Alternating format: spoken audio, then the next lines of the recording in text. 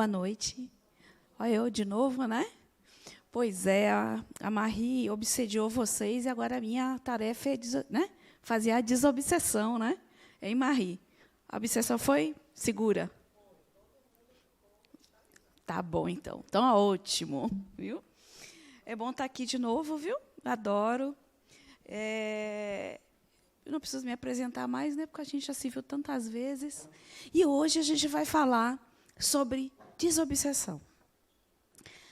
Eu vou convidar vocês a fazer uma reflexão a cada tema que a gente for tratando aqui. Vamos tentar tirar um pouco aquela questão do desencarnado apenas, né, do espírito que está ali me obsediando, e tentar trazer essas situações também para a vida do nosso cotidiano, porque fica mais fácil da gente entender, né, porque muitas vezes a gente delega, né, as nossas situações, as nossas dificuldades a uma segunda pessoa. A gente entrega na mão dessa pessoa o nosso destino, a nossa vontade, os nossos desejos.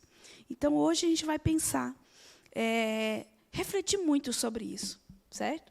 A gente vai começar só relembrando alguns conceitozinhos que vocês viram já com Marie, tá?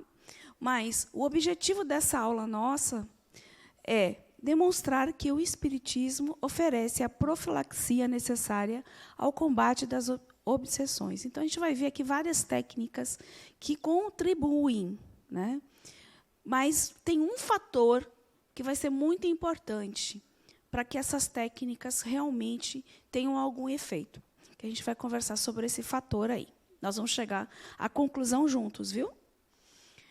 Quais os objetivos específicos?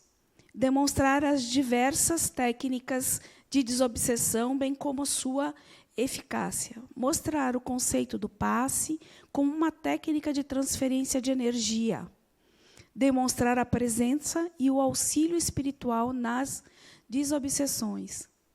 Explicar como o Espiritismo concorre para a profilaxia das obsessões. Ok? É bastante coisa, né? Mas vamos lá, a gente vai dar conta. Quem me diz o que é obsessão? Vocês viram semana passada. O que é obsessão?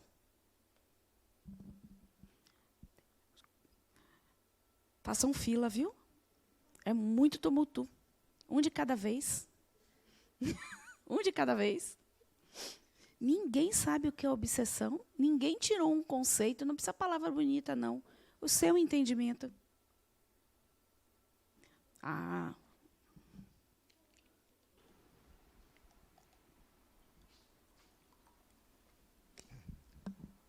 É uma relação desarmoniosa entre dois seres em ambos os planos em que eles se movimentam. Certo. Mais alguém? Falou bonito, né? Quem mais? Ali.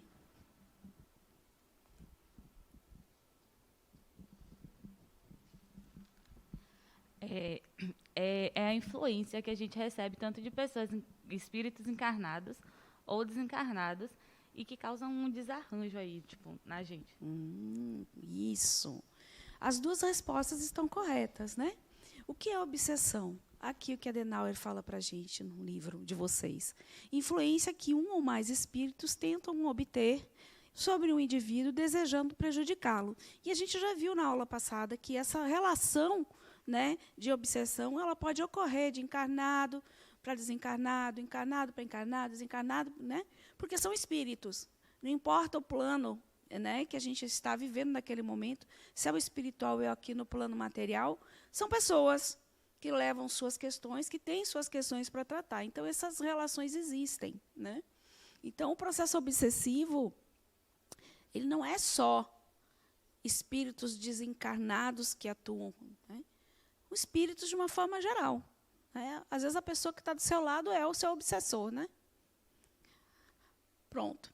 E aí eu pergunto para vocês, todos podem sofrer um processo obsessivo? Será que a Adenauer sofre obsessão? Hein? Será que uma pessoa, um dirigente de uma outra casa, um palestrante, alguém que está ministrando uma aula, pode sofrer obsessão? Por mais espiritualizado que acha que é, né? E por que vocês acham que todos nós podemos sofrer obsessão? O que será que nos torna assim, receptivos a esses processos? Alian? Oi? Ela também, Alian? Inimigos do passado, mediunidade não desenvolvida. Sim. E relação entre encarnados, também um querendo dominar o outro. Certo. Ela ali no cantinho, lá na pilastra.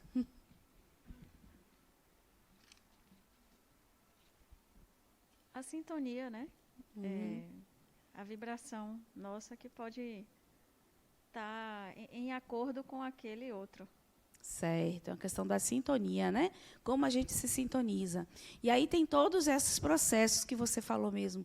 A mediunidade desequilibrada contribui, sim. Ela não provoca, mas ela pode contribuir, porque, né, torna a pessoa mais suscetível, né, às influências. Mas, basicamente, são as sintonias que a gente estabelece, que vão determinar as nossas companhias. A gente vai conversar um pouquinho mais. Isso é só relembrando, né? Sim. As imperfeições morais dão aso à ação dos espíritos obsessores. Está lá no livro do médium. Então, é o que vai aqui, ó, é o que vai aqui que vai determinar, né, as companhias que você vai atrair. E eu sempre costumo dizer que isso acontece aqui, né? Encarnados. Nós escolhemos as nossas companhias, né? Nós selecionamos as pessoas por afinidade, porque você gosta dessa pessoa, ela tem algo em comum com você, né? Gosta dos mesmos lugares, frequenta. Você tem algo com essas pessoas que são afinidades, realmente, que tornam você o nosso grupo de amigos, né? Então, a mesma coisa é essa relação com os desencarnados, né? Sim, eu perguntei quem pode sofrer obsessão e quem é que pode obsediar. Quem obsedia? Todos? Todos. Inclusive, nós. Percebam que tanto o processo de ser obsediado volta para nós, como obsediar volta para nós. Olha que interessante, né? Sempre volta para a gente. Sempre volta o olhar para você. Então, nós... E olha que interessante, e não precisa pensar, vamos pensar isso no plano encarnado mesmo. Somos os obsessores quando desejamos fazer prevalecer nossas ideias e impor nossas verdades a outrem. Somos os obsessores quando criticamos, julgamos e condenamos o outro sem pleno conhecimento de causa. E a gente faz isso. Nós temos sempre uma questão de julgamento, por mais que a gente tente se disciplinar. É da nossa natureza olhar e julgar. A gente julga pela aparência, a gente julga pela situação, a gente julga por uma série de coisas, mas a gente nunca sabe, às vezes, a história real do outro. Por que aquela situação existe? O que levou o outro a ser assim? O que levou o outro a fazer isso? O que levou o outro a estar aqui no meu pé? Né? Então, eu gosto muito dessa frase, mas traz muito para o pé no chão mesmo. E aí, as sintonias, como a colega de vocês falou. Então, tudo começa com o quê? Nós somos seres de energia, né? Energia pura. Nós temos movimento, nosso corpo se movimenta, as células. Somos formados por átomos que estão ali girando em órbita, agitando, né? Se movimentando, agitando e vibrando. Então, o nosso corpo está em vibração. E o que contribui muito para o tipo de vibração nossa? O que contribui para determinar se a nossa vibração é alta ou uma baixa vibração? Hein? Sentimentos é um. Conduta moral. Que mais? Levanta a mão, gente, senão eu fico correndo. Né? Está todo mundo muito agitado. Pois é. Que mais? Pensamentos, vícios, emoções, né? São, pensamentos e sentimentos. Pensamentos e sentimentos. São 2 fatores muito importantes para determinar esse nosso padrão vibratório, se ele é baixo ou alto. Tânia, Oi. uma dúvida. A pessoa vivendo um luto, num momento de saudade, choro, isso pode influenciar para uma obsessão Depende. com um ente querido? Eu acho que tudo depende, sabe? Porque é como você faz. Às vezes eu choro de saudade, né? De uma pessoa que você ama, é normal. A gente perde um ente querido, por mais que a gente seja espiritualizado, seja espírita, seja o que for, mas a gente sente a saudade, a falta de não estar com aquela pessoa. Então, é normal chorar isso. O que não pode é assim, meu Deus, o que vai ser de mim? Eu não vou mais conseguir viver. Eu não vou. Entende o sentimento que você traz? Não é o choro da tristeza porque você está com saudade, mas é a forma com que você emana isso. No desespero. Né? Isso, sim, pode, às vezes, atrapalhar um pouco a caminhada do outro, né? Porque é como se fosse uma viagem. Ele precisa andar. Isso. Mas é aquela coisa excessiva, entendeu? De sofrimento, que você quer trair, porque você acha que não vai dar conta. Eu não vou mais viver. Como é que eu faço agora? Sabe? Agora, se você faz isso, emana isso com amor, com carinho, com boas lembranças daquilo que foi vivido, não tem como prejudicar. O amor não prejudica. A posse, sim.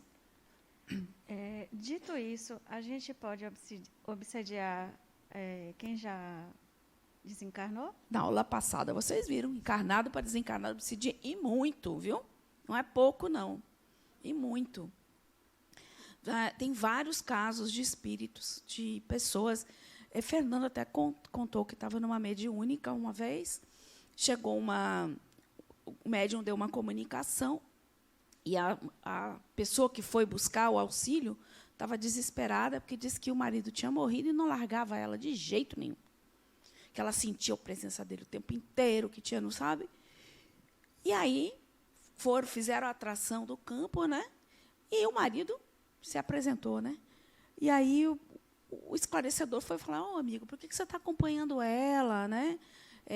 Você tem que levar a sua vida, deixar ela viver a vida dela. Eu deixar? Ela que tem que deixar eu viver minha vida. Ela vive implorando, chorando, me atraindo, ela me deixa em paz. Eu quero me livrar dela. Olha só. Eu quero me livrar dela. Coitado, estava desesperado. Quer dizer, a reunião de desobsessão serve para encarnar e desencarnado, viu, gente? Serve para as duas, os dois. Foi muito engraçado. E aí o esclarecedor olhou para ela e disse: você precisa mudar. Né? Então, é possível sim. E como, viu? Bom, por que eu estava falando na vibração? Olha esse caminho aqui. Bom, a vibração emite ondas, a gente já viu isso, né?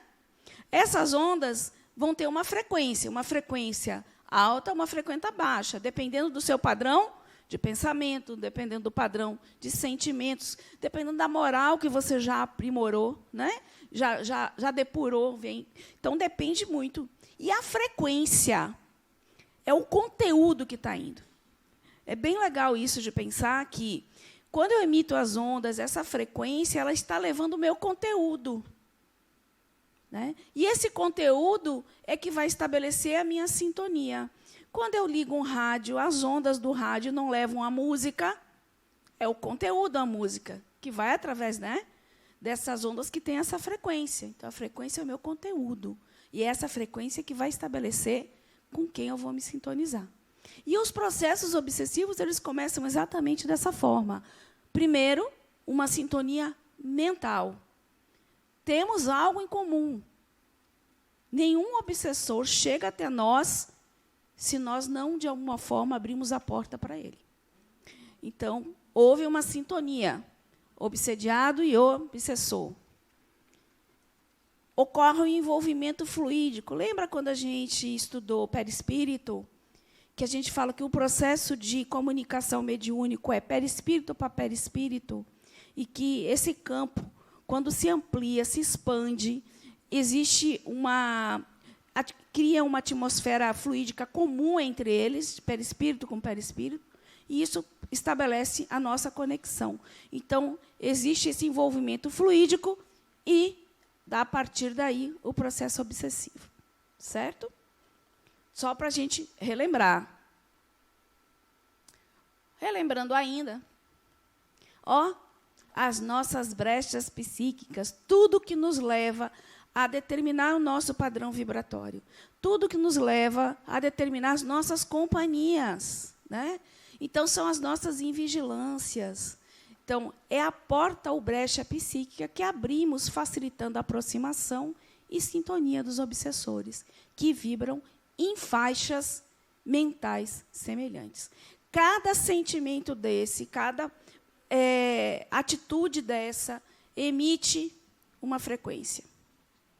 Então, se eu estou no vício, a minha frequência vai ser em relação a esse vício. Se eu estou no ódio, eu sou uma pessoa que odeia o tempo inteiro, eu vou ter, como padrão vibratório, conexões com pessoas que estão também no plano desencarnado, de alguma forma, passando pelo mesmo processo. Então, aí, ideias negativas.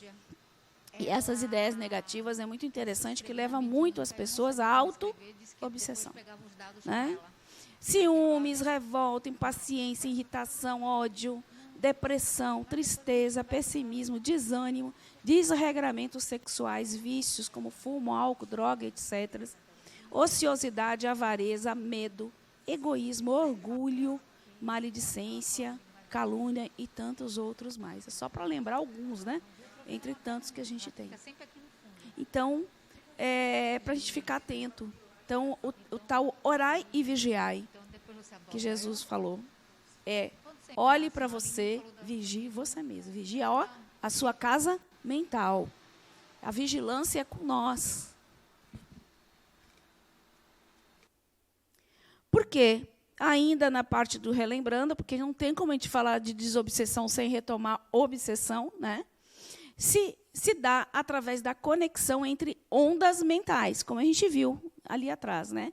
Emitidas pelo obsessor, que encontra receptividade no obsediado, acentuando suas preocupações, fobias e tendências. E intensifica isso. A partir do momento que você estabelece uma conexão e que vem nesse processo obsessivo, ele achou em você exatamente o que ele tem. Então, juntou um com o outro, né? Intensifica isso. Isso fica com uma potência maior, né? E aí vem os descontroles, muitas vezes. Aquilo que você fazia sutilmente passa a ser mais intenso, mais agressivo, mais difícil. Nosso pensamento é uma radiação expelida em forma de ondas eletromagnéticas que formam um fluido mental magnético e que causa atração. Aquilo que a gente falou. Então, é só para a gente... E aí, a desobsessão. Então, a desobsessão é exatamente esse conjunto de técnicas utilizadas no espiritismo, que a gente vai focar nas técnicas aqui do espiritismo, né? Com o intuito de eliminar as causas, bem como as consequências das obsessões.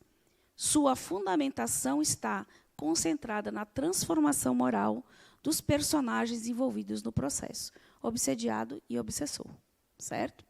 Então, esse processo de desobsessão, quando ocorre, ele está ocorrendo em ambas. Não é você que está se livrando do obsessor. Vocês estão sendo tratados, vocês estão sendo convidados a rever, né, as situações, a pensar sobre isso. Então, não eu vou para a desobsessão porque eu tenho que me livrar dele. Vocês podem vir para 1000 desobsessões. Se o padrão de vocês de pensamento e sentimento continuar, você vai lá na esquina, vem eu com 10, volta com 100. Não tem como. Porque você que precisa mudar isso. Então, vamos cuidar um pouquinho, né? A desobsessão, em sentido amplo, é o processo de regeneração da humanidade. Eu achei bem bacana. Porque, realmente, né, quando a gente conseguir trabalhar todas essas questões, porque os processos obsessivos se dão pelas nossas imperfeições ainda. Quando a gente conseguir trabalhar tudo isso, não vai ter mais obsessão, né? A gente vai ter uma sociedade mais equilibrada. Por isso que ele coloca em regeneração da humanidade. E, em sentido restrito, é o tratamento das obsessões orientados pela doutrina espírita, tá certo? Então, vamos ver. E essa citação aí de Chico Xavier, né, do livro Desobsessão, eu achei muito bacana. Todos nós, os espíritos em evolução na Terra, temos nossa cota de obsessão, em maior ou menor grau. E todos estamos trabalhando pela própria libertação. À vista disso, de quando em quando, é sumamente importante que façamos um teste de nosso processo desobsessivo, em que cada um de nós observe, em particular, como vai indo o seu. Então, a gente olhe novamente para a gente e veja, e esse processo em mim, como estou eu? É? Bem bacana isso. E essa frase de Ramatiz, que fala, refleti quanto a que pensais e sabereis com quem andais. Na verdade, a gente diga com quem tu andas, que direi quem tu és. Aqui não é não. Diga com que você pensa, que eu vou saber com quem você anda. Porque esse pensamento, esse sentimento são os ímãs que atraem as pessoas que têm afinidade conosco. Afinidade de sentimento, de pensamento, e muitas vezes de propósito. Certo? Falando tudo isso agora, onde começa a obsessão?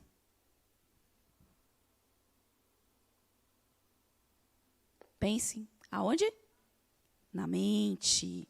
É a mesma coisa que eu dizer que ela começa em mim. Eu inicio esse processo. Como assim, Tânia? Eu sou vítima. Não existe vítima. Não existe vítima. Existem duas pessoas que estão ali no embate porque não conseguiram se entender. E a máxima que eu ouvi aqui foi quando eu estava sentada aí com vocês no ciclo 1, estudando, e que Sheldon Menezes, dando aula, chegou aqui, depois de todo mundo falando, chegou assim, não existe obsessor. Mas gritou em alto. Aí foi um auê, né? Porque naquela época tinha muita gente. Como que não? O Centro Espírita está toda hora fazendo sessão de desobsessão. Como você disse que não tem obsessor? Foi assim, um pânico, né? Como que não tem obsessor? Ele disse, não. Existe uma pessoa que está obsediando alguém da mesma forma que existe alguém que está sendo obsediado. E em algum momento você vai ser obsediado, mas em algum momento você vai ser ou já foi um obsessor. E aí, parar para pensar, e eu acho que Marie deve ter falado muito isso para vocês, que os obsessores, né, entre aspas, nada mais do que são pessoas como nós, que estão sofrendo, que estão em luta interna, que estão tentando melhorar, que ainda não conseguiram entender determinadas coisas exatamente como a gente. Então, é só para a gente lembrar novamente e voltar. E como é que eu reconheço como é que é possível eu reconhecer se eu estou num processo obsessivo ou não?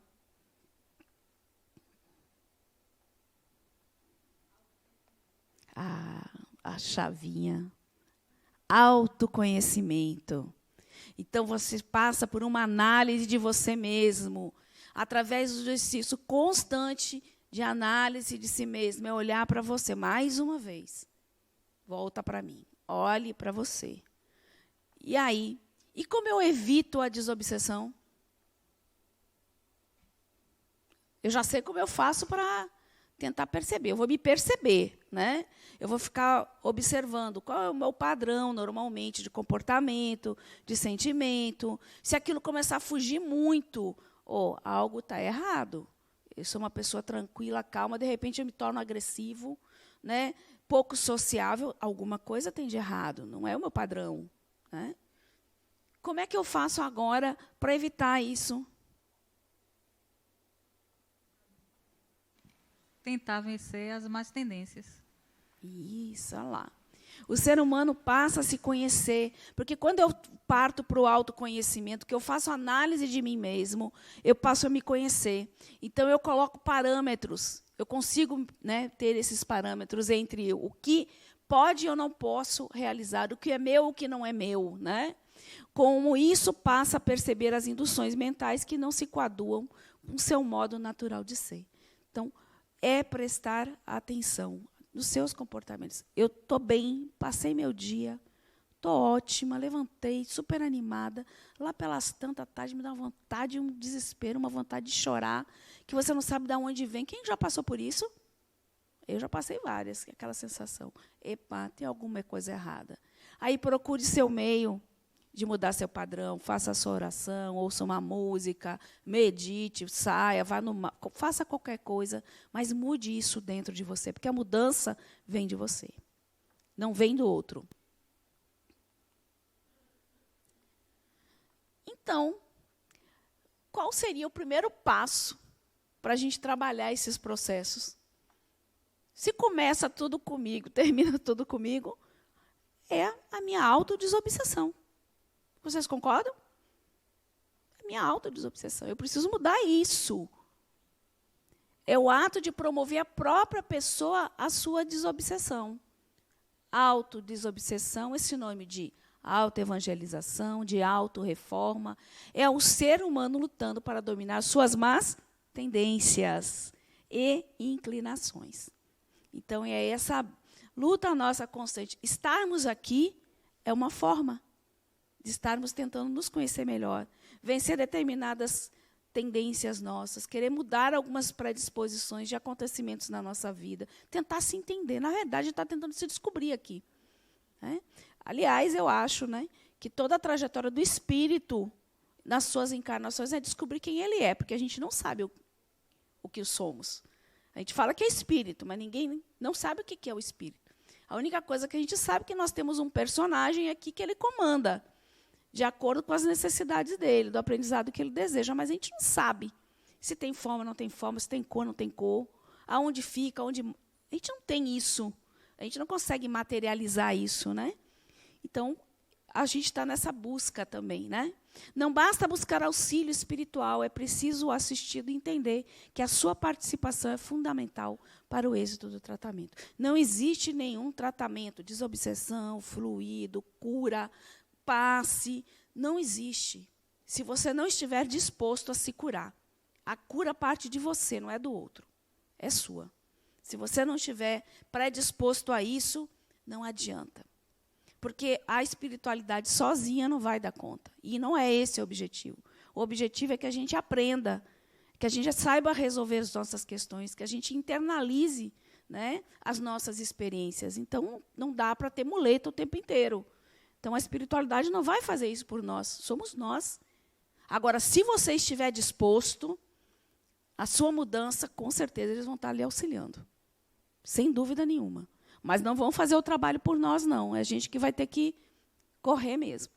Então, o Espiritismo tem algumas técnicas de desobsessão. Quem é que gostaria de me falar algumas, sabe qual é?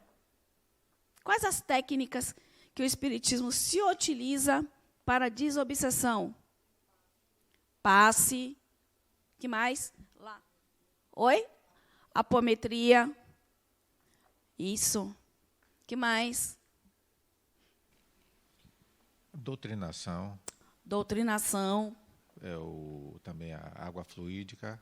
Água fluidificada. Isso. Que mais?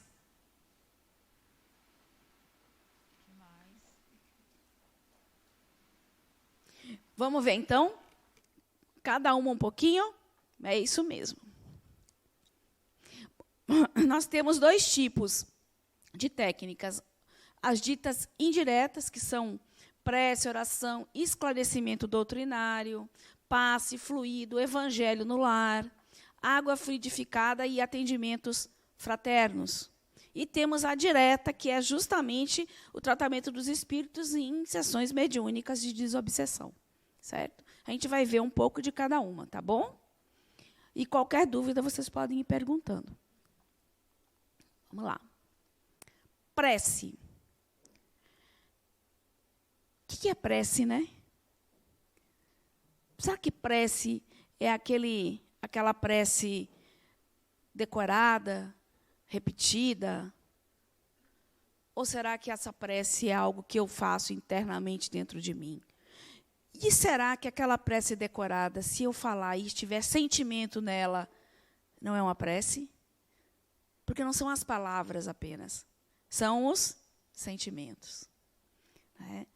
E para falar com Deus, você não precisa de intermediário, basta você falar com Ele através de suas preces, de seus pensamentos, das suas orações. E a prece, ela tem um poder imenso, imenso, imenso, de mudar esses padrões vibratórios, ajudar, envolver as pessoas, né, em boas vibrações, boas emanações, fluidos, contribuir para isso.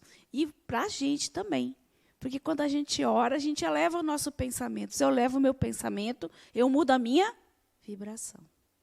Então, a prece tem um poder imenso. Os espíritos hão dito sempre, a forma não é nada, o pensamento é tudo. Cada um deve orar conforme suas convicções e do modo que mais lhe agrade.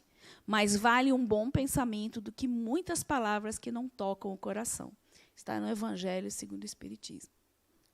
Então, a prece ela tem que ir carregada de amor, ela tem que ir carregada de boas intenções. Né? Ela está carregada de querer ajudar o outro. Porque senão ela não tem sentido, são só palavras que são jogadas ao vento. Né?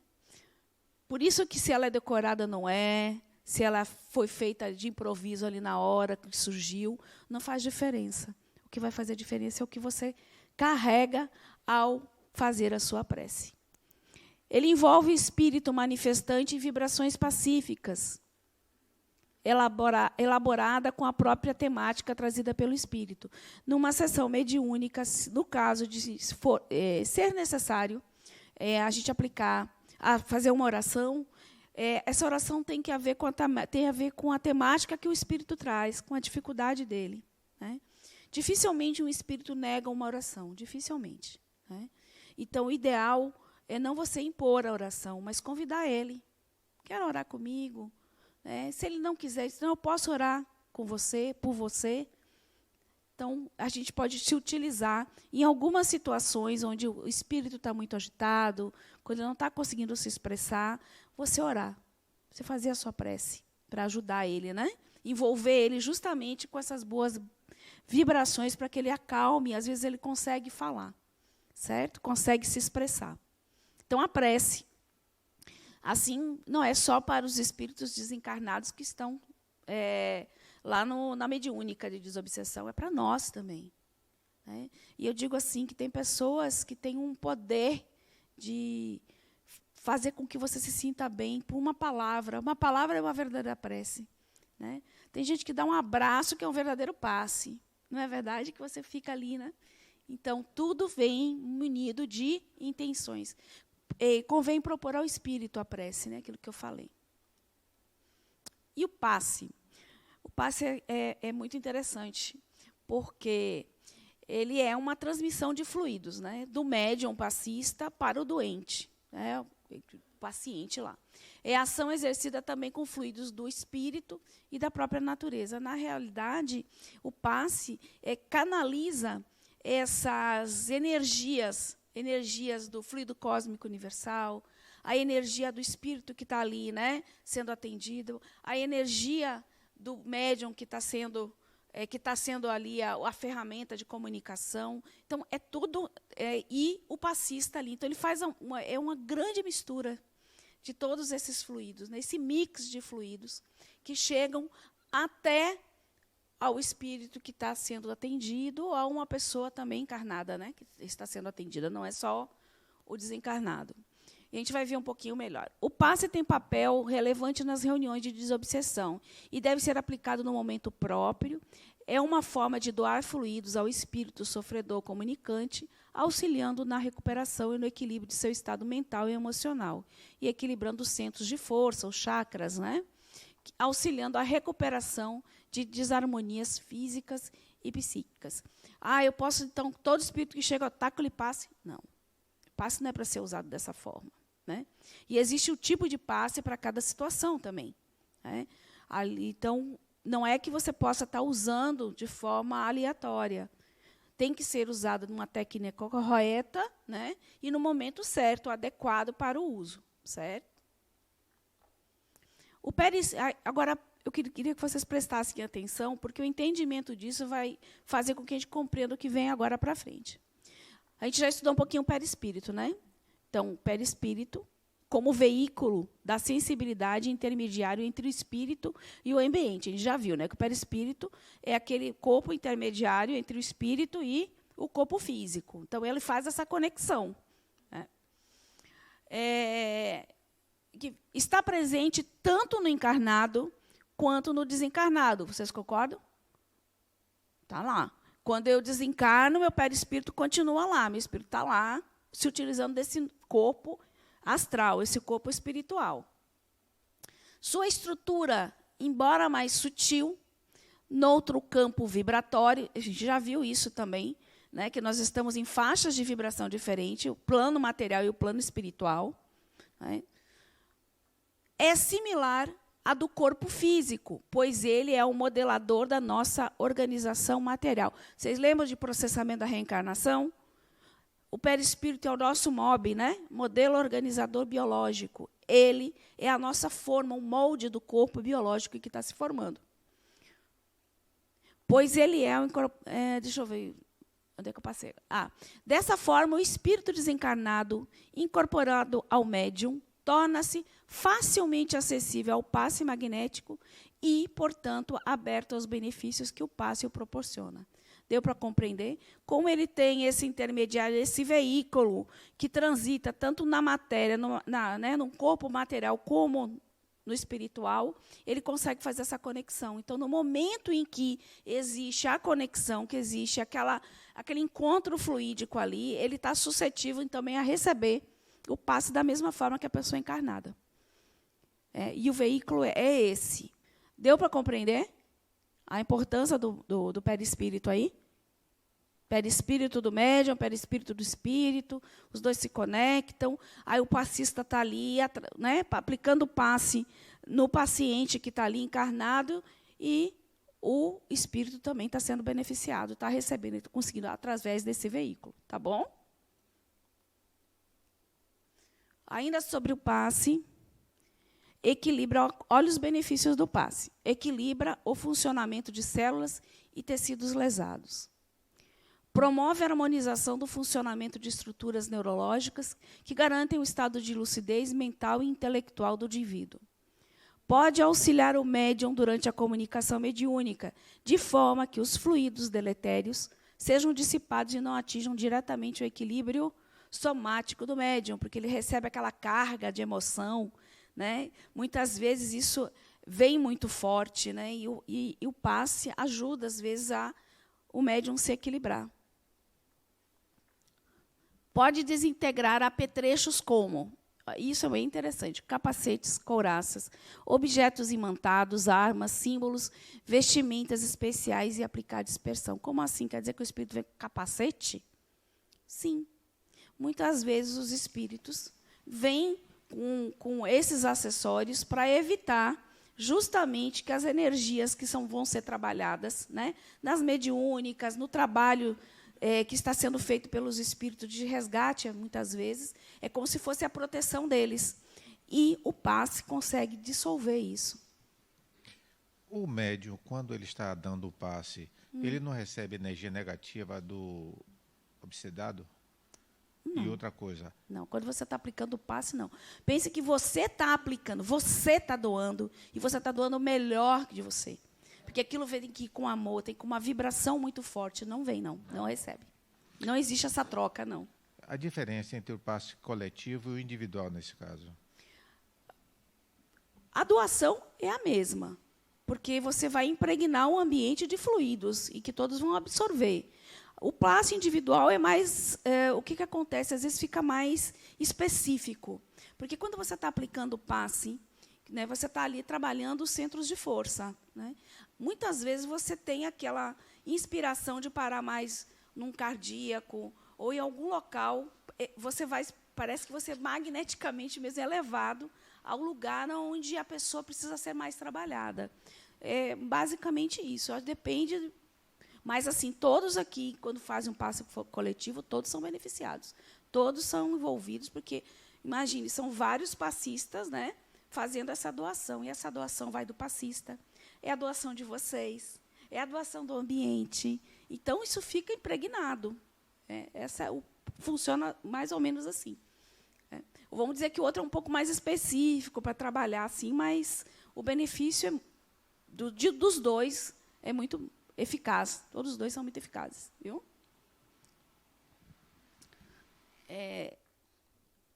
Alcança com facilidade o centro das emoções, transmitindo vibrações de afeto direto ao coração do assistido. Mas, para isso acontecer, o passe ele tem que ter uma intenção.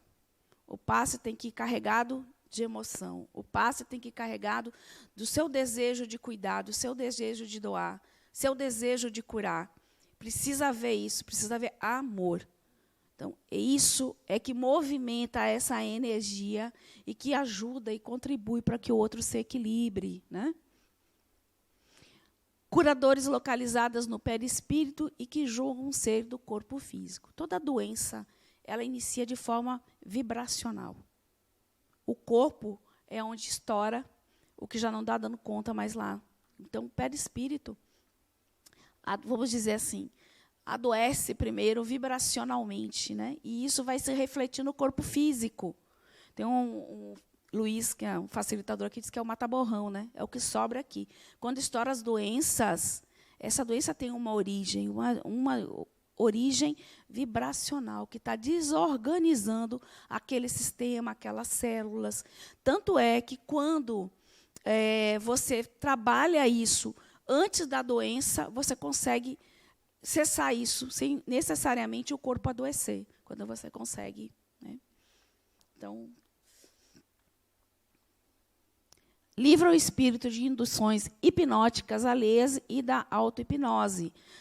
Os espíritos que estão ali ainda no plano espiritual, ainda praticando o mal, ainda nessa situação, eles têm um poder de hipnose, muitas vezes, né? Hipnotizar os espíritos que chegam, porque muitos, às vezes, estão perdidos, não estão entendendo o que está acontecendo, né? Então, eles têm essa oportunidade de pegar a pessoa e dizer, chamar para o lado deles, hipnoticamente mesmo, ilude a pessoa dessa forma. E tem a auto-hipnose, né? Você se acha tão não merecedor de perdão, se sente culpado, tantos sentimentos que fazem com que você acredite que você, né, é merecedor daquele sofrimento. Então, são as auto-hipnoses que a gente faz com a gente. Isso a gente faz também em vida, aqui, encarnado. Não é só desencarnado, não. Certo? E olha aqui para a gente entender esse veículo lá, perispírito. Aí nós temos os três corpos, né? O corpo físico, o nosso corpo energético, que é o duplo etérico, vocês lembram disso? E ali o nosso perispírito, ou seja, o nosso corpo astral, que está ali, certo? Os chakras estão localizados. Deixa eu ver aqui assim. Onde é que tem aqui o negocinho? Não tem luzinha, não? Não. Não estou achando a luzinha. Tá, não. Não tem luzinha. Bom, vamos lá. O duplo etérico, vocês estão vendo aqueles vórtices, aqueles círculos ali, são os centros de força, certo? Eles estão localizados no duplo etérico, no perispírito, certo? Quando o corpo físico morre, o duplo etérico desaparece também. A gente já viu isso, né? Ele é um corpo energético que está ali para alimentar, né, o nosso corpo físico, doar fluido vital para a gente. Quando o corpo morre físico, ele desaparece. Então, os centros de forças permanecem lá no perispírito, que é o nosso corpo perene. Certo? Bom, então, vamos lembrar que centros de força são, na verdade, órgãos semimateriais responsáveis pela reciclagem das energias perispirituais para o corpo físico e vice-versa, e pela vitalização do corpo físico. Os chakras são usinas, verdadeiras usinas de energia. Eles usinam a energia. Eles captam as energias, certo? Trabalham essas energias, densificam de uma forma que possa ser enviada para o corpo físico, e filtram, porque nem toda a energia que vem do astral pode passar para o corpo físico. Então, eles são esses filtros, e essa usina, que vai fazer essa usinagem, vai fazer justamente esse adensamento para chegar no corpo físico. E como é que ele chega no corpo físico? Através dos nadis, que são essas linhas de força. conectados ao nosso corpo físico e nossos plexos. Esses plexos são verdadeiros sistemas, redes, né, neurais, que estão conectadas ali a esses centros de força. Os centros de forças e os plexos funcionam em conjunto. O centro de força, ele tanto absorve a energia e transforma, como também emana. Né? E o caminho é esses NADs. Então, os dois estão trabalhando ali simultaneamente. A gente vai ver depois um gráfico aqui embaixo. Aí, ó, por que eu estou falando isso? O passe, a irradiação, a água fluidificada e a mudança mental ajudam a reequilibrar os chakras. Por quê? Porque tudo aquilo que você fizer no seu corpo físico vai rebater lá no corpo astral e vice-versa. Então, a gente está ligado. Olha a importância. Agora, eu vou passar aqui esse gráfico para vocês assim. Esse cone, vamos dizer aqui, é o nosso chakra.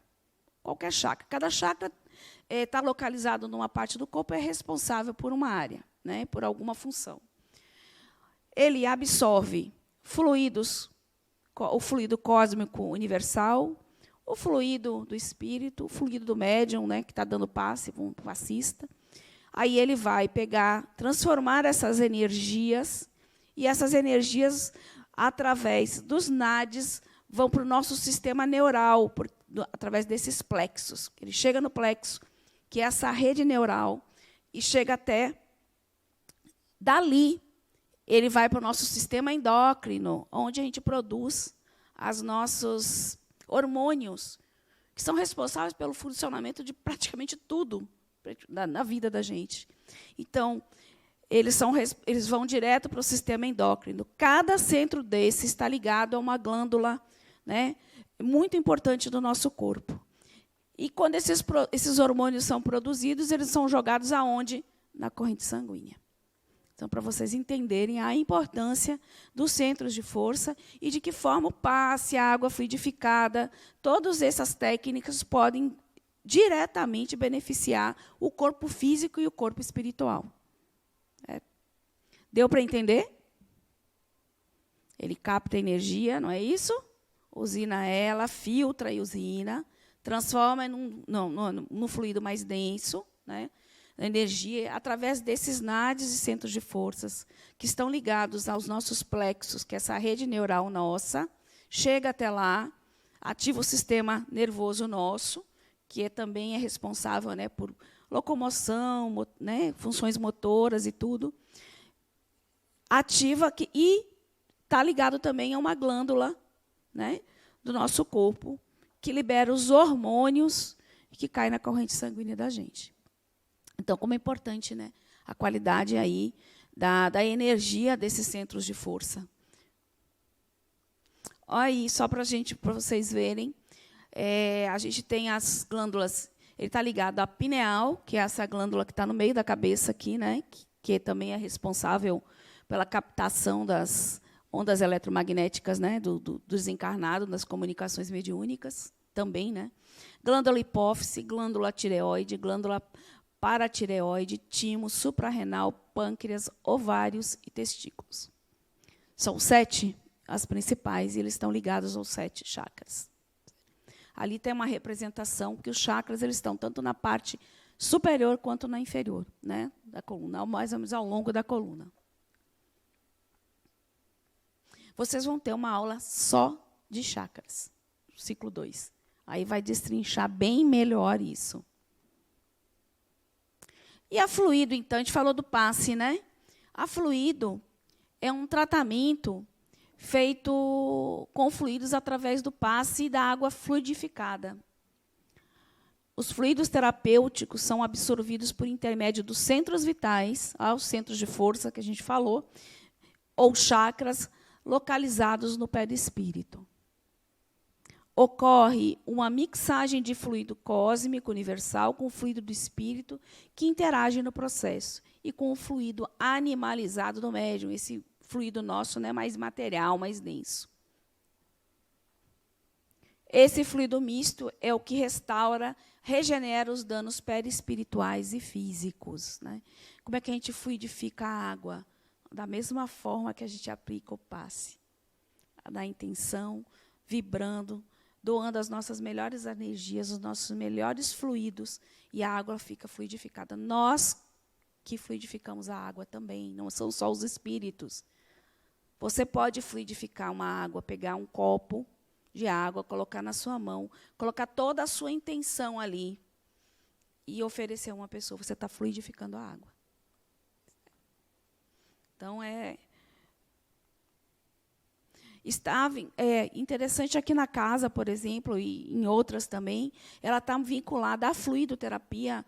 Não é que você chega aqui, eu quero fazer fluido, e você vai fazer fluido. Passe, você fica ali na fila do passe e você recebe seu passe, né? Já fluido faz parte de um tratamento e precisa passar pelo atendimento fraterno, que é a nossa entrevista aqui. Alguém já fez tratamento aqui? Eu já fiz. A gente vai lá, marca, preenche a nossa fichinha, não é verdade? E, a partir daí, o entrevistador vai determinar. Essa fichinha vai para a mediúnica de desobsessão à distância. Então, vocês são atendidos antes mesmo de começar esse tratamento. Os médiuns da desobsessão à distância, em desdobramento, ou atraem para o campo os espíritos que estão, às vezes, na residência, na casa, no campo da pessoa, e já fazem um trabalho, começam o trabalho ali. Que aí você começa a trabalhar, faz desobsessão aqui, presencial, faz fluido. Eu passei por todo esse processo, né, de tratamento. Mas é preciso, uma entrevista, é um tratamento indicado, né? Hoje, tanto a fluido como a desobsessão presencial é através dessa entrevista. Certo? E essa água fluidificada é interessante. Alguém já fez cirurgia espiritual aí? Eu já fiz também. Eu me lembro que eles pediam para mim levar 2 garrafinhas de água, 2 ou 3 garrafinhas. Aí, durante o atendimento, essa água era fluidificada, e você leva essa água para casa e você tem doses, eles dizem quanto você vai beber dessa água por dia. Então, normalmente, como eu fiz 7 atendimentos, 7 ou 6 atendimentos, ele dava certinho para o meu retorno, né? E a experiência comigo foi bem interessante, porque eu fiz a primeira cirurgia. Aí eu fui para casa e a equipe médica de médiuns falou para mim que eu deveria me portar como se fosse uma cirurgia física, que eu fosse para casa, descansasse, dormisse, não me alimentasse com nada pesado e bebesse a água de tanto em tanto tempo. Eu fui para casa dormir e acordei no meio da noite com pessoas mexendo em mim. Eu sentia as pessoas mexendo em mim, no meu corpo. Como se tivesse, sabe, enfermeiro que fica ali cuidando do paciente pós-operatório? Exatamente isso. E eu fiquei ali, e eu estava parecendo que eu estava saindo de uma anestesia. Estava bem sem conseguir me conectar direito e tal. Aí dormi de novo. De repente, acordei novamente com pessoas mexendo em mim. E aí me falaram, beba água. Aí eu bebi a água e adormeci. Aí, no outro dia, acordei bem. Então, olha que coisa interessante, né? A água tem um papel curativo mesmo, regenerador, né? Porque aquela cirurgia não foi feita no meu corpo físico. Ela foi feita lá no meu duplo etérico, um corpo meu sutil. Não foi feito no meu corpo físico. Então, essa água fluidificada, através de todo aquele processo que a gente viu antes, chega até o duplo etérico, chega até o perispírito. Outro, evangelho no lar, né? A importância do evangelho no lar. Fernando, que deu essa aula, deu uma aula de obsessão, que a gente falou daí sobre o evangelho, que disse assim, bom, mas é uma reunião de família que tem que ser permeada pelo amor, né? Pela vontade de estar ali. Então, você abre lá o evangelho, lê uma passagem, cada um da família, né, vai dar o seu ponto de vista, o que acha que é exatamente aquilo, de que forma pode aplicar, né, de forma harmoniosa. É uma maneira de harmonizar as famílias, muitas vezes que não tem tempo nem para conversar no seu dia a dia, né? Aquele momento de reunião. Não é para chegar e ficar jogando na cara um do outro, não, né? Tá vendo? Tá vendo aí? Foram os espíritos que estão falando, né? Você não pode fazer isso comigo, você está errado. Não pode. Não é essa a intenção. É que cada um possa falar e se expressar, né? E tirar o melhor daquilo ali. No momento em que você está fazendo o evangelho em casa, sua casa fica iluminada com a presença dos espíritos que estão ali naquele evangelho. Né? Ela está sendo envolvida de boas vibrações, e não só a sua casa, isso emana na redondeza, dos vizinhos, na casa, é uma energia maravilhosa.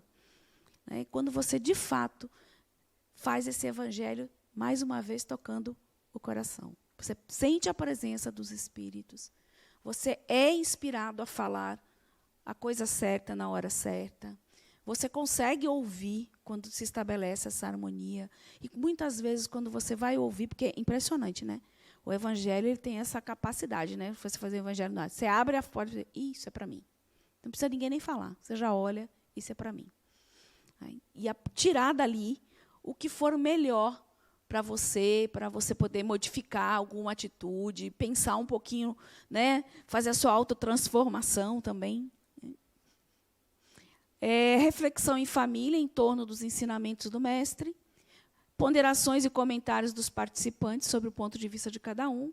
É altamente terapêutico, e, inclusive, isso é indicado para as pessoas que estão fazendo aqui tratamento de desobsessão.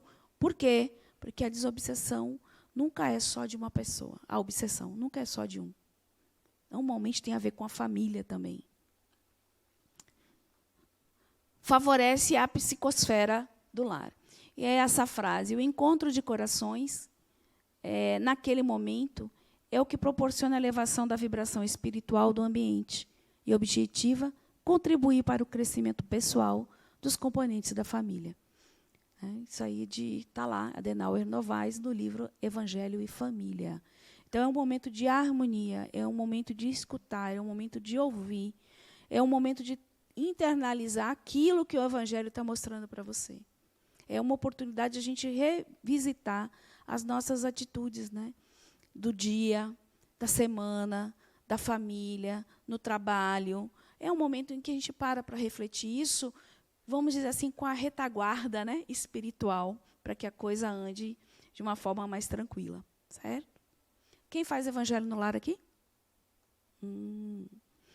Quem não faz, experimente fazer isso um dia. Chegue em casa, reúna a família. Se a família não quiser, faça só. Não tem problema, não. Converse com os espíritos. Vai chegar para você também alguma coisa. Chame quem quiser. Abra o Evangelho. Faça uma prece sua.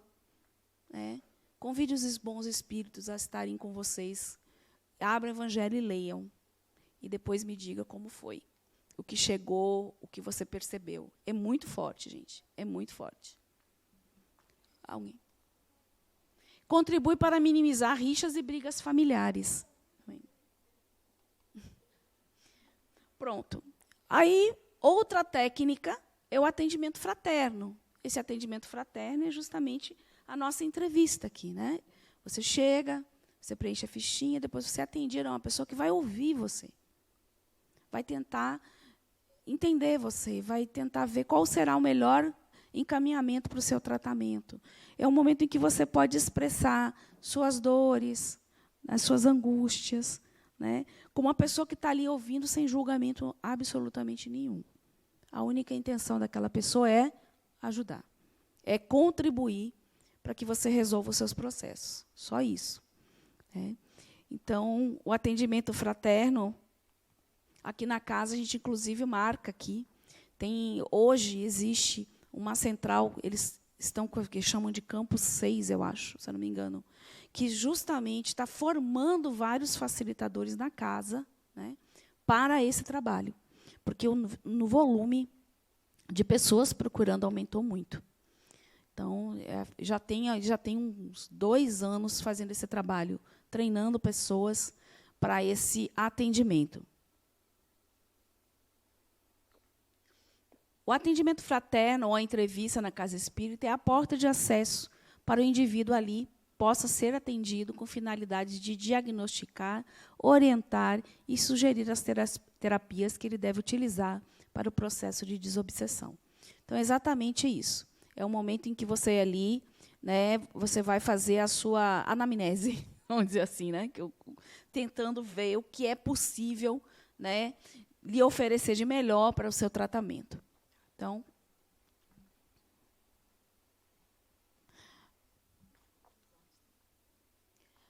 orientação à família, gente. E aí é que chega mais forte, porque o processo obsessivo de uma pessoa, certo?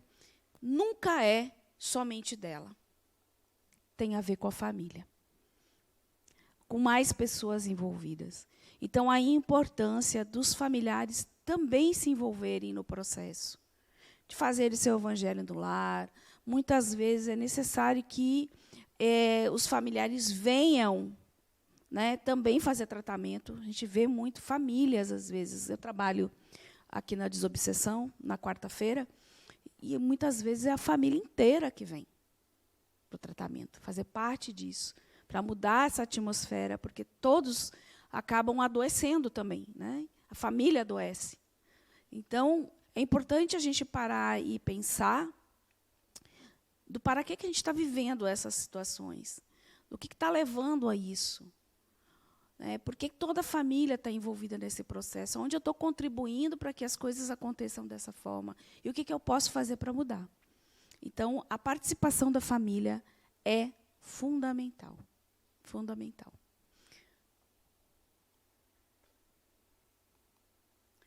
A família deve ser conscientizada da sua participação na terapêutica desobsessiva. Até que ele não vá fazer o tratamento, mas ele saber como lidar com aquilo. Tem que ser orientado. A pessoa está ali, está em tratamento.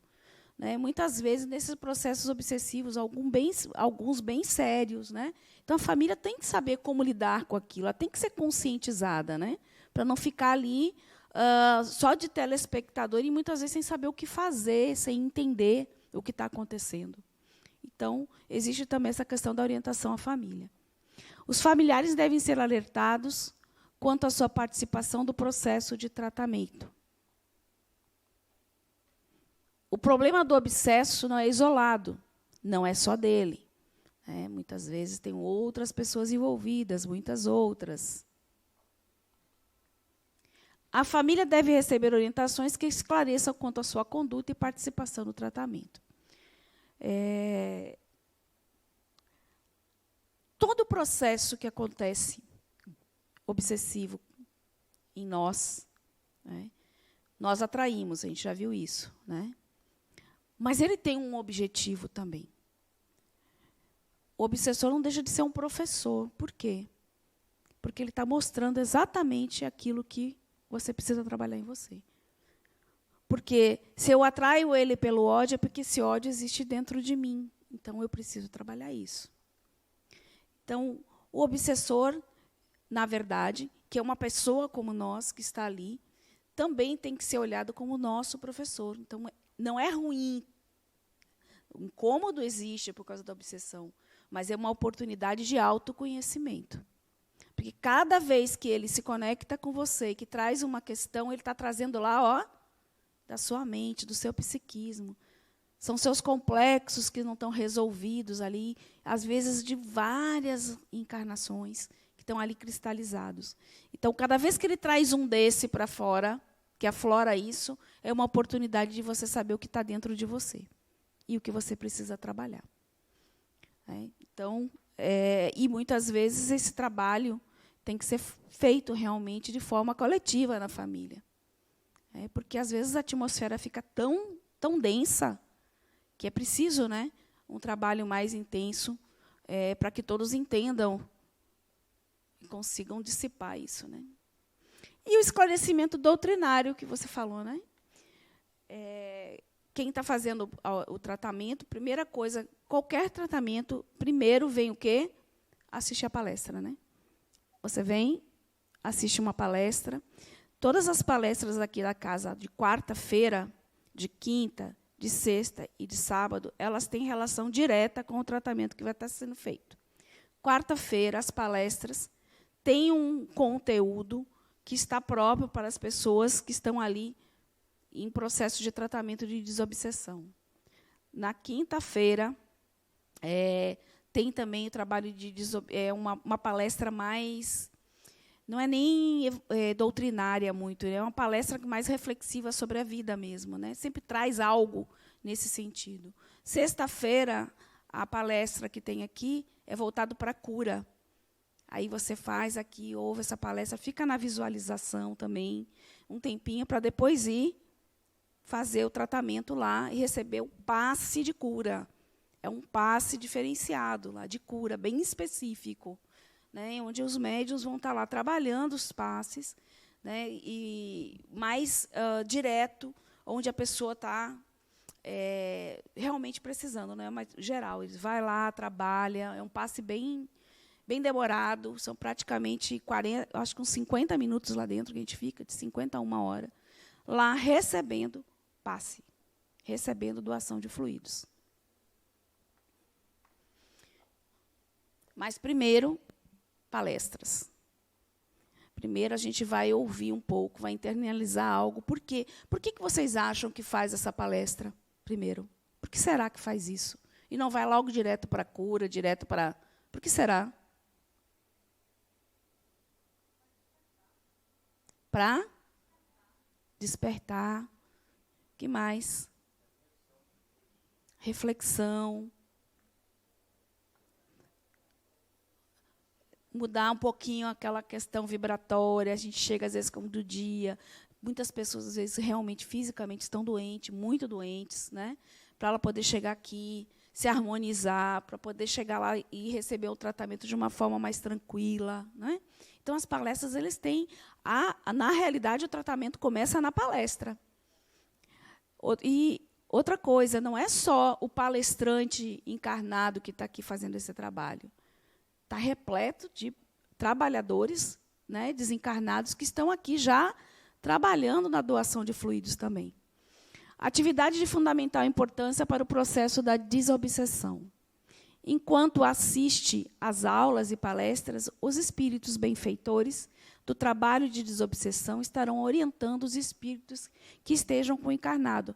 Aí você chega aqui, eu vou para a desobsessão, estou acompanhada, né? Estou acompanhada, não sei nem se é com 1, com 2, com 3, chego aqui, desorientado, sento aqui, o trabalho com o espírito que está com você, lhe acompanhando, a pessoa que está lhe acompanhando, já começa na palestra.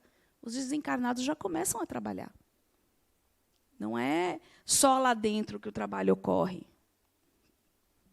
Na reunião mediúnica, o esclarecimento busca modificar conceitos errôneos, distorcidos e cristalizados, por meio de uma lógica clara, concisa, com base na doutrina espírita e permeada de amor. A gente vai ver melhor aí a reunião mediúnica, mas nada mais, nada menos que uma conversa com uma pessoa. Né? Tanto é que não se fala mais doutrinar, né? Nem se usa mais o termo, porque doutrinar parece que você quer impor, né? Uma doutrina, regrinhas, né? Para seguir. Não se fala mais, vou dialogar, vou conversar, vou esclarecer. Mas, por quê? Porque essa é a conversa. Você ouvir a pessoa, ela vai trazer as queixas dela, você vai conversar com ela, vai argumentar alguma coisa. Pode ser que ela aceite, pode ser que não, né? Mas a ideia é você despertar algo nela para que ela mude o padrão vibratório dela. Porque muitas vezes essas pessoas chegam que não têm nem consciência que desencarnou e nem consegue perceber o plano espiritual. Porque ela está vibrando ainda muito na matéria. Então, é esses trabalhos que ajudam a mudar aquilo e a pessoa perceber, às vezes, que algo mudou, né? Perceber os espíritos. E aí a reunião mediúnica, né? Nós temos aqui várias reuniões mediúnicas, né, na casa, mas assim, basicamente a equipe é formada de um dirigente, né, que é uma pessoa que dirige. Aqui nós temos uma coordenadora geral, né, da mediúnica. Quando tem mais de uma turma, como é o desenvolvimento mediúnico, vocês vão poder, depois do ciclo 3, participar, estagiar. Tem 2 turmas, e daí tem os coordenadores. Cada turma tem 3 coordenadoras. 3 coordenadores, né? E ali as pessoas vão vir para desenvolver sua mediunidade, ou vão fazer seus processos, né, de desobsessão. E você tem quem dirige a reunião, você tem os médiuns que vão dar a comunicação, você tem os médiuns que vão esclarecer, você tem médium passista, pode ter na reunião, né? Aqui, normalmente, os próprios trabalhadores da mediúnica, por exemplo, de desobsessão, quem aplica o passe aqui é a equipe que trabalha lá. É a equipe de médiuns que trabalha lá. Né? Aí tem o espírito que vai estar sendo atendido, que muitas vezes está ali apoiado ou com um trabalhador do plano espiritual, ou com alguém, um parente, um amigo que está ali acompanhando no tratamento. Tem também os trabalhadores desencarnados, né, que estão ali também auxiliando a equipe encarnada no trabalho, inspirando. E para cada grupo mediúnico que se forma um também no plano espiritual muito maior para fazer o trabalho. Porque o trabalho do plano espiritual é bem mais, bem mais intenso, né, bem maior do que o nosso aqui. Então, a reunião mediúnica de desobsessão é aquele grupo, é um grupo que promove o intercâmbio entre os desencarnados e encarnados. É isso, são conexões, a gente vai conversar. Né? O médium vai servir aí desse intermediário, interpretando o que traz o espírito, né? E vai ter uma outra pessoa tentando conversar e entender o que está acontecendo. Realizada por espíritos encarnados e desencarnados, e tem por objetivo o esclarecimento, o diálogo e o auxílio mútuo, baseado nos princípios do Espiritismo e de acordo com a história de vida dos assistidos, visando a conciliação e reconciliação das partes envolvidas. Por que mútuo? A gente fala nas reuniões mediúnicas, né? Eu estou ajudando o espírito, mas o espírito está ajudando você também. Normalmente, quando chega uma determinada comunicação, tem conteúdo, bate no seu conteúdo também, para o médium. Então, para o médium que está se conectando, também é uma ferramenta de autoconhecimento. Principalmente quando você tem comunicações que tocam muito você. Né? Você se analisa, você pensa, por que isso tocou tanto? Por que eu me emocionei tanto? Por que eu fiquei tão alterado, às vezes, numa comunicação? Muitas vezes é porque tocou num conteúdo meu que ainda precisa ser trabalhado. Por isso que o auxílio é mútuo. Não é só o espírito que vem para o atendimento, né, que vai ser trabalhado. Também vai ser trabalhada a pessoa que está ali, tanto o médium de comunicação quanto o médium de diálogo, de esclarecimento. Então, todos na reunião mediúnica são beneficiados de alguma forma.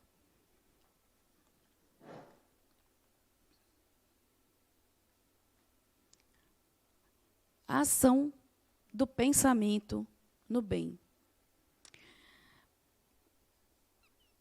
Mudar o padrão vibratório significa você imprimir sentimentos, emitir sentimentos diferentes. Você estar vibrando no bem. Você não vai conseguir mudar seu padrão vibratório se você estiver com raiva, com ódio, com rancor.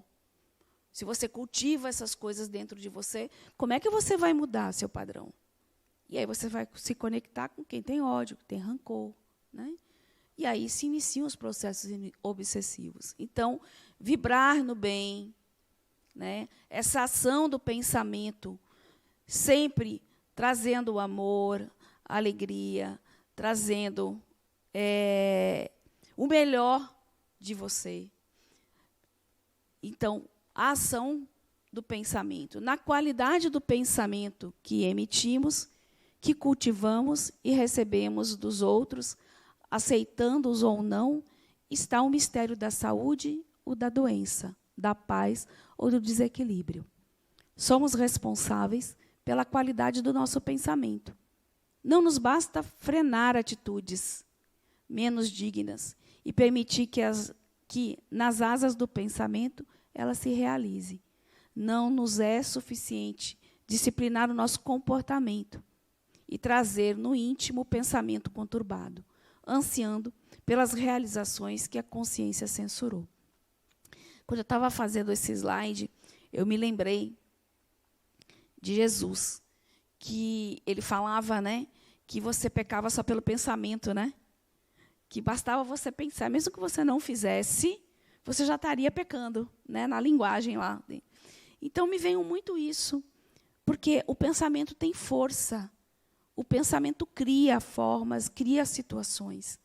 Então, se você está aqui se contendo, né, para não ser daquela forma, não fazer, não pensar, mas você não conseguir, na sua mente, aquilo é diferente, você está pensando o oposto, não adianta nada, porque é o pensamento que faz tudo. Há aquelas ondas lá que levam aquele conteúdo. Então, eu me lembrei muito dessa passagem que ele fala isso, né? Que você, só de pensar, você já peca. Aí eu fui entender o que quis dizer, né? É igual orar e vigiar. Eu só fui entender a partir disso. Eu oro para quem? Eu oro para a divindade, mas olho para mim. Cuido de mim, né? Vigio a mim. Então, é preciso, né? E eu acho interessante quando ele fala, né, que aí está a questão da saúde e da doença, né? Do equilíbrio e do desequilíbrio. São esses pensamentos que nos fazem, né, nos conectar, nos desequilibrar.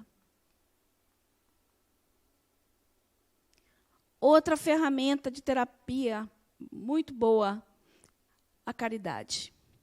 Né? E essa frase, eu acho que fala bem, explica bem. Ameniza tuas provações sem nome. Há fome de amor perto do teu leito de queixas.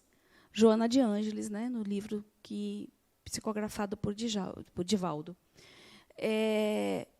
Às vezes a gente está numa postura tão queixosa da vida, né?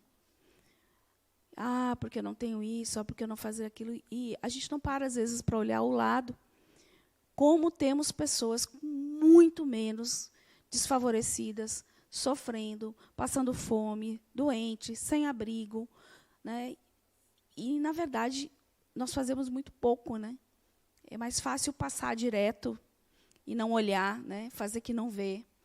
Então, a prática da caridade é importante. Por que ela é importante? Porque, muitas vezes, um espírito obsessor está atrás de você cobrando dívidas do passado, situações que aconteceu com você. E, por mais que você diga, às vezes, que você não é mais daquela forma, que você mudou, muitas vezes ele não acredita, mas a atitude, sim. A atitude mostra. Não são palavras, são as atitudes. Então, a partir do momento em que eu tenho uma atitude mais caridosa, onde eu vou, com amor, tentar ajudar alguém menos favorecido, que são muitos, né? É uma forma de contribuir com a desobsessão, que, às vezes, alguns espíritos acabam desistindo. Não tem mais sentido eu continuar nessa busca, nessa ódio, se a pessoa já não é mais o que ela era. Né? Então, a prática da caridade é muito importante também nesse processo. Né? Se engajar em alguma coisa, tentar, né, ajudar alguém, é importante. Bom, e aí a pergunta, né, a gente ficou falando assim, quem é o principal agente da desobsessão? Quem é? Nós, né? Começa por nós, termina por nós. Nós somos o agente da nossa situação. Nós temos o controle da nossa vida. Nós somos capazes de mudar a qualquer momento. Nós.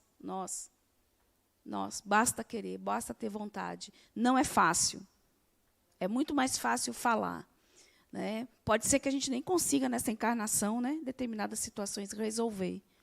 Mas também, se não resolver, não tem culpa, não tem medo, não tem desespero, porque a gente vai continuar, né, nesse processo de aprendizado.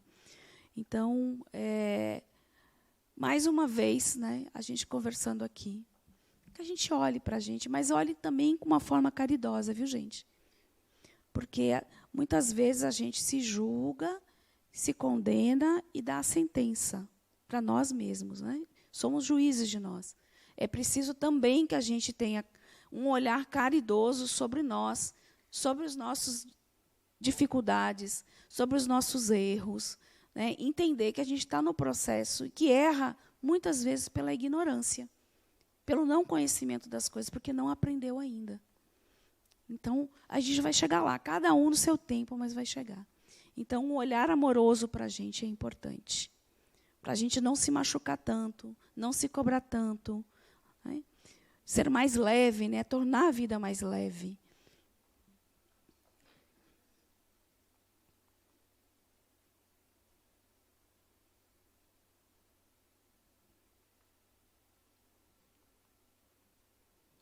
Alguém lê para mim aí?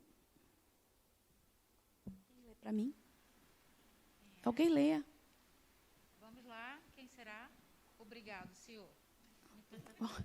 Livre espontânea pressão. O obsidiado, se não procurar renovar-se diariamente, num trabalho perseverante de autodomínio e de autoeducação, progredindo em moral e edificação espiritual, jamais deixará de ser obsidiado, ainda que seu primeiro obsessor se regenere. Sua renovação moral, portanto, será a principal terapêutica nos casos em que ele possa agir. Não é? Então, é aquilo, não adianta, né, a gente fazer tudo isso, aplicar todas essas técnicas, se eu não for capaz de mudar. Se eu não quiser verdadeiramente construir algo diferente dentro de mim, né? Então, o processo de desobsessão, para mim, começa realmente pela autodesobsessão, né? Essa conscientização, né? E a gente vai melhorando aos pouquinhos, vai entendendo que é possível, que somos capazes, né? Bom.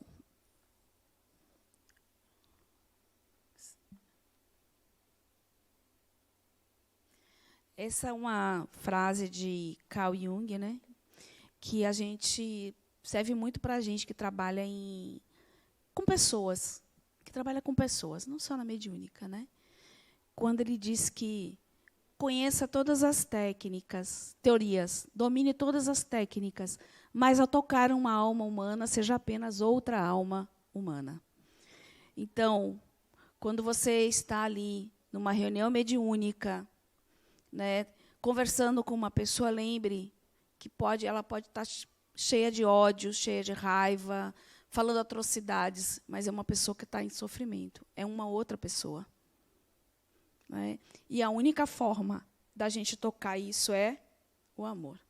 O amor é que dissipa todas essas coisas, né? E isso a gente leva para a vida também, né? Para a nossa vida, no nosso dia a dia. Isso não é válido só para a mediúnica, vale para a vida, né? A gente olhar para o outro com um olhar de espírito, entender que por trás dali existe uma pessoa, um espírito, que tem sua história de vida, às vezes que já vem de longas encarnações, que às vezes está machucado, está ferido, e não sabe como se expressar. Então, para a gente sempre lembrar que do outro lado também é uma alma humana, assim como nós, certo? Eu esqueci, eu ia trazer os livros na pilinha de livros, né? Esses foram os livros que eu utilizei para a aula, né? O Voo do Espírito, de Adenauer, que traz muito essa questão da gente desmistificar essa questão do obsessor, tirar isso como uma marca, como se é algo muito pesado, entender que são pessoas, é muito bacana. Alguém já leu esse livro? Legal, bacana. De Sueli Schubert, Obsessão, Desobsessão, Profilaxia e Terapêutica. É incrível esse livro. Quase tudo que tem aí tem nesse livro. Ela fala sobre todos esses tratamentos de forma detalhada, né? Conhecendo o Espiritismo, que é o livro de vocês, né? Base, de Adenauer. Hermínio de Miranda, Diálogo com as Sombras. Alguém já ouviu falar? Fantástico, fantástico. Ele traz exatamente essa relação dos espíritos, né? Que estão em desequilíbrio, o trabalho das mediúnicas, o tipo de espírito, né, que chega, os diversos tipos, né? Algumas técnicas. Esse livro aí é livro de cabeceira de médium de de mediúnica. Tem que ter esse livro aí, bem... Teoria da Mediunidade, de Zalmino Zimmermann. É um livro bem fininho. É um livro desse tamanho. Assim mesmo. Pena que eu esqueci de trazer. Eu ia trazer a pilha mesmo de livro que eu estava lá. E ele é um verdadeiro dicionário da mediunidade. É um dicionário. Tudo que você quer consultar tem lá. É um dicionário. Muito bacana. Esses livros eu comprei todos aqui. Eu não sei se ainda tem. Né? Às vezes, esse Desobsessão, né, de Chico Xavier, aí, do espírito André Luiz, e o Livro dos Médiuns, dos Espíritos e o Evangelho. Né? Foram todos esses livros para fazer essa aula. Né? Então, eu queria agradecer, eu queria falar com Maria aqui. Venha, venha.